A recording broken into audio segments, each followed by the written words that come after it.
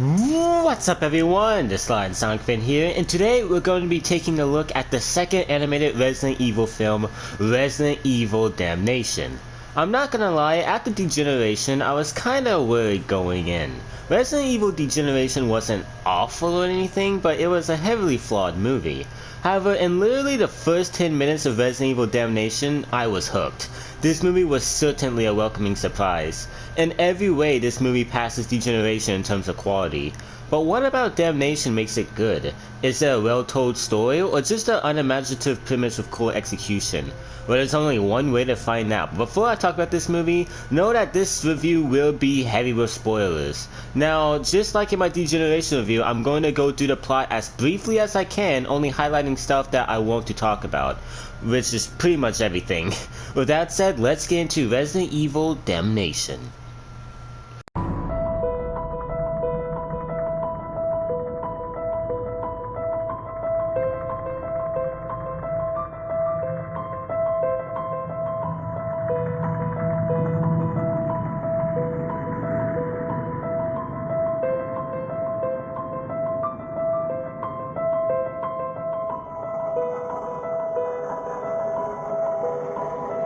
So the movie opens up with some basic exposition that a battle is taking place in a former Soviet country between the poor and the country's higher-ups. However, there's mass rumors that monsters are involved with the war known as BOWs in the Resident Evil universe, bioorganic weapons. The US is sent to the country along with Leon. Now, before I progress any further, just know that Leon in this movie is probably the best I've seen him in any Resident Evil story. That is not an exaggeration. He has that signature smart mouth, but he's also super caring of everyone around him, and as always, he's a complete badass. As an example, as soon as Leon arrives in the country, he's instantly told by Hunnigan that he's been ordered to evacuate. And yes, seeing Hunnigan in this movie is nice. However, instead of evacuating like he was ordered, Leon ignores his orders and proceeds further into the country to stop the potential BOW threats. Now this is Leon, someone who puts saving lives above his own mission. Anyways, Leon sneaks into some sort of car lot and sees an injured man he tries to help, but is shortly killed by lickers. For those of you who are unaware, these creatures made their debut in Resident Evil 2 and have since made appearances in other various Resident Evil media, and in the later main installment, Resident Evil 5. They're called lickers due to their large tongues. Anyways, Leon is about to die to them when for some reason they stop attacking when a man enters the room. Leon passes out and wakes up surrounded by 3 new characters. One of them is the same old man who saved him, the other is a super energetic dude who goes by JD, who loves American-made stuff, and the quiet leader of the group who's just called Buddy. Even though we don't get to see or know too much about these guys, aside from JD, the answer is yes to the question you probably have. Yes, these characters are way better than the ones in the last film. So Leon is interrogated, but they obviously don't get anything out of him, and Leon notices that the old guy is coughing quite a lot. Meanwhile, we're introduced to the antagonist of the film, the president of the country, who's then introduced to a quote-unquote BSAA agent by the name of Ada Wong. Yes, the BSAA are a militaristic group who combat BOWs, and no, Ada is not in it. And yes, seeing Ada Wong again is awesome as well.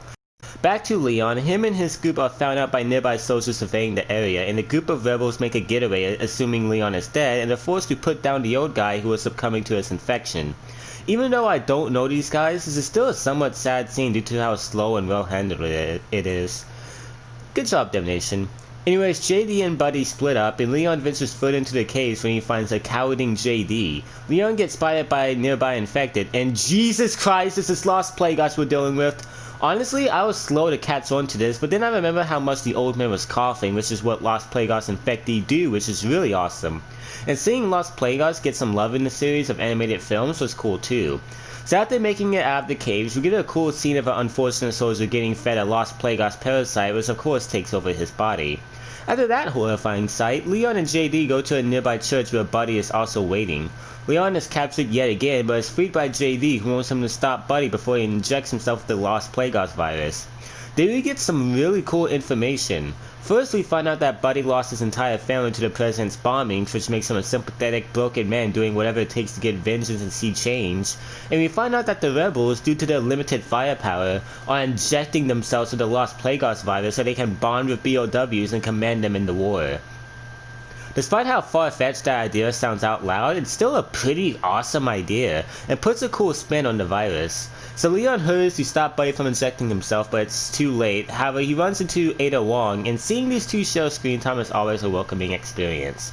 The two part ways, and while Ada is gone, the president of the country finds out Ada is a spy. Leon makes it back to the church where he finds everyone slaughtered but JD, who is coughing non-stop. Then we get a actually sad scene of JD giving Leon back his vest and getting a fist bump from him before he starts violently mutating. I'm not gonna lie, was JD a complex character? No, but he was still pretty likable, and his death scene did get me in the feels a bit, especially with how accepting of his death JD was. Before Leon can stop Buddy, the two are separated. Meanwhile, the president confronts Ada on her treachery, and just so you know, Ada is amongst the most badass Resident Evil characters, not just because of her laid-back attitude in the midst of danger, but also because she is super skilled in combat. So I was wholeheartedly expecting Ada to just completely annihilate this girl, but instead I laughed out loud when the president counters Ada and the two get into some sort of karate fight. I'm so mixed on this fight since it's nicely animated and does some cool movements, but it just looks so silly. Anyways, Ada realizes she's trapped when it's revealed the room that they're in is an elevator. Leon makes it to the president's house, and after a close encounter with two lickers, Leon descends further down the shaft as Ada escapes her restraints, unsurprisingly. The two meet up and discover a large room where the president surprises them and has them cornered. This standoff is short-lived, however, where we get an awesome scene of some lickers descending into the base and slaughtering soldiers. All the lickers are at the command of Buddy, and I never thought I'd say this, but seeing a man control an entire army of lickers is the coolest thing. The president gets away, but she leaves a parting gift for Buddy. An entire army of tyrants. If you're curious, these breed of tyrants are named T-100s. For those of you Resident Evil 2 fans out there, these tyrants are the same breed as our boy Mr. X. Since lickers can only serve as a distraction for these destructive beasts, Leon and Buddy work together to escape the base, and their butts are saved by Ada. The two make it outside, but they're pursued by one of the relentless creatures. Then, in probably the best action scene in the movie, Leon and Buddy have to work together to take down one of these things in a pretty thrilling action scene. I love the mix of Leon's skill in combat and Buddy's army of lickers taking this guy down. Eventually, they do so with a freaking tank, however they're still being pursued by two more of the monsters. Becoming weak due to his infection, Buddy asks Leon to leave him behind. Buddy is a guy who's tried to kill Leon various times and a guy who Leon barely knows anything about. However, Leon still carries Buddy to safety despite two tyrants gaining up on him pretty quickly. The two seem done for, and if my boy Leon is going to go out, he's going to go out fighting. Then all of a sudden, he's saved by armed forces, and it's revealed that the US and Russia were keeping tabs on the situation this entire time. The president is resigned, and Leon and Buddy share JD's flask of alcohol. Then Buddy asks Leon to shoot him so he doesn't turn, but when it seems like Leon is refusing, he thinks about doing it himself. Then this happens. I'd feel the same way if I was you. But the option of taking our own lives no longer belongs to us. Once we start using these, we owe it to the people who died alongside us. We have to continue living. Even if it means living the rest of our lives without the use of our limbs. That is my answer. And your answer, buddy. Best Leon ever. Then the movie ends with yet another cliffhanger I don't understand, and that's it. And man, what an improvement. The characters in this movie were all great at most, passable at least. The writers of this movie treat the characters of Leon and Ada with the utmost respect, and they're not used as a marketing gimmick to ensure the movie sells. JD was a likable character for the time we knew him, and Buddy was interesting. The only character who was meh was the president, but that was it. The action in this movie was sick. The fight scenes were all full of nice movement and looked sick because of how much it was complemented by the animation. I didn't talk much about the animation, and I'm surprised by that because the animation in this movie was sick and it was a huge improvement from Degeneration. In conclusion, Resident Evil Damnation is a fun ride. It's an interesting, self-contained story set within the massive Resident Evil universe with an amazingly faithful depiction of Leon and Ada to back it up. Not only that, but the entire experience is complemented with likable characters, interesting new ideas, gorgeous animation, and gripping action sequences. Resident Evil Damnation was a really solid Resident Evil film, and that's why I'm giving it a 4 out of 5. But what do you guys think? Is Resident Evil Damnation a good film? If you haven't seen it, does it look promising? Let me know in the comments below. As always, I hope you guys have enjoyed this video. If you have, then please like and subscribe, and as always, I will see you guys next time. Peace, everyone. What's up, everyone? This is Sonic Fan here, and thank you so much for stopping by and checking out what I have to say about Apopticon Overlords. For those of you who are unaware as to what this is, Apopticon Overlords is a Call of Duty Zombies clan channel I'm in.